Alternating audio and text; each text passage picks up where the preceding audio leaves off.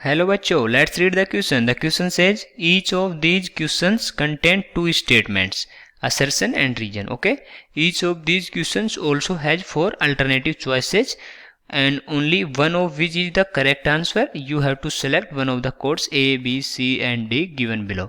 तो अपने को चार चॉइसेस हैं, इनमें से अपने को सिलेक्ट करना है कि कौन सी करेक्ट है. Okay, assertion is correct, reason is correct, reason is a correct explanation for the assertion.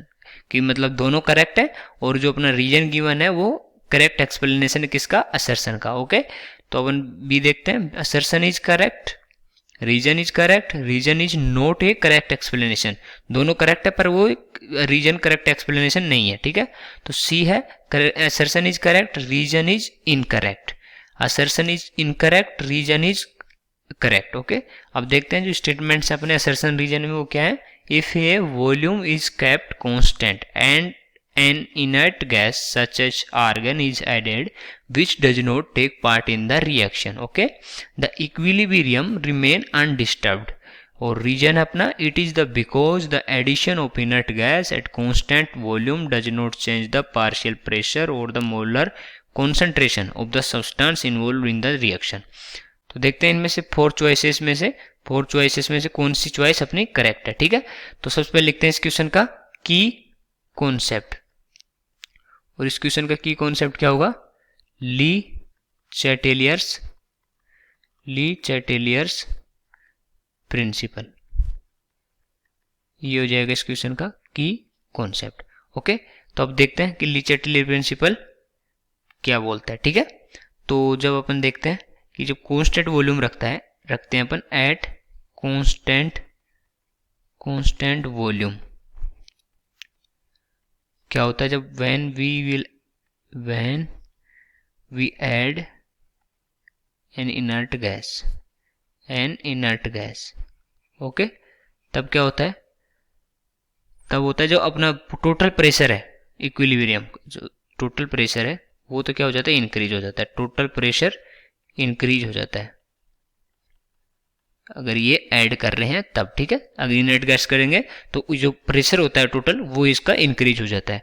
और जो बट अपनी जो कॉन्सेंट्रेशन है, but the concentration of reactants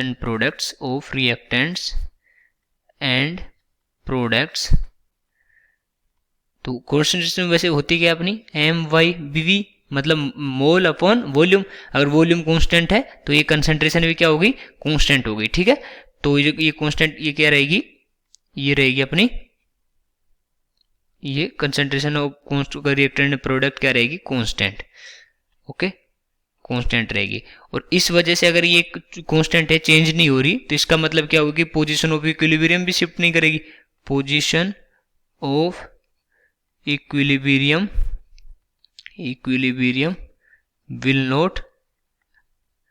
will not change. Okay, तो अब क्या लिखा अपन ने कि कांस्टेंट वॉल्यूम है तो उसमें अगर इनर्ट गैस ऐड कर रहे हैं तो जो टोटल प्रेशर है उसका, तो टोटल प्रेशर तो इंक्रीज हो जाता है इनर्ट गैस के ऐड करने से, पर जो कॉन्सेंट्रेशन है रिएक्टेंट्स एंड प्रोडक्ट्स की वो कांस्टेंट रहती है, क्योंकि वो होती है MYV और वॉल्यूम अपन ने कांस्टेंट रखा है. ठीक है, यहाँ पर तो पोजीशन ऑफ इक्विलिब्रियम अपनी चेंज नहीं होगी क्योंकि कॉन्सेंट्रेशन ही चेंज नहीं हुई. तो प्रोडक्ट और रिएक्टेंट्स की तो इक्विलिब्रियम की पोजीशन भी अपनी चेंज नहीं होगी. ठीक है, तो अपन देखें तो जो अपना असर्शन है वो गिवन है कि if A volume is kept constant and inert gas such as argon is added which does not take part in the reaction, the equilibrium remains undisturbed. तो ये क्या हो जाएगा, अपना करेक्ट स्टेटमेंट हो जाएगा. अभी अपन ने देखा है. ठीक है, अगर अपन रीजन देखें तो it is because the addition of inert gas at constant volume does not change the partial pressure और the molar concentration of the substance involved in the reaction. तो जो पार्शियल प्रेशर है, ये पार्शियल प्रेशर ये तो क्या हो जाता है, ये तो चेंज होता है. ठीक है, ये चेंज होता है, इंक्रीज हो रहा था अभी अपन ने देखा. पार्शियल प्रेशर ये तो चेंज हो रहा है, पर जो मोलर कंसंट्रेशन है सब्सटेंस की वो चेंज नहीं हो रही. तो ये यहां तक तो सही है कि मोलर कंसंट्रेशन चेंज नहीं होती, पर पार्शियल प्रेशर चेंज हो रहा है, इसलिए रीजन को अपन गलत मानेंगे. ठीक है, तो रीजन क्या हो गया, गलत. तो अगर इस ऑप्शंस को देखें तो assertion is correct, reason is incorrect, तो सी ऑप्शन अपना करेक्ट हो जाएगा. So I hope you understood it well. Best of luck.